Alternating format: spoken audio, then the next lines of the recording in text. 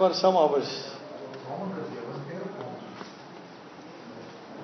शरदचंद्र पवार गटाकडून बारामतीच्या उमेदवार सुप्रिया सुळेचे नाव जाहीर झाल्याच्या नंतर तुमच्या पक्षाची उमेदवारी असं नाही आहे. खरं तर त्या उमेदवारांची गोष्ट तर अगोदर जाहीर सभेमध्येच झालेली होती.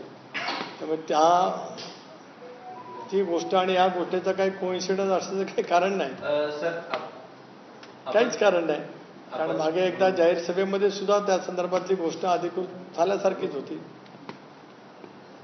सर आपण जर बघितलं तर सुनेत्रा पवार यांची उमेदवारी जाहीर झालेली आहे. दुसरीकडे शरद पवार यांची जी राष्ट्रवादी सुप्रिया सुळे यांची उमेदवारी जाहीर झालेली आहे.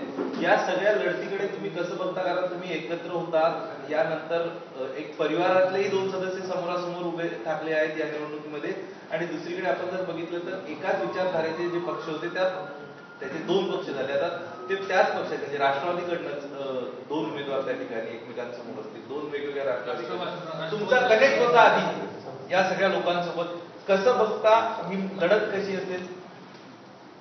की जून महिन्यामध्ये दादाच्या नेतृत्वाखाली एनडीएमध्ये सहभागी होण्याचा निर्णय बहुमताने त्या ठिकाणी घेतला. पक्षामध्ये लोकशाही आहे, त्या लोकशाहीच्या मार्गातून त्या ठिकाणी घेतला आणि महाराष्ट्राचे शिल्पकार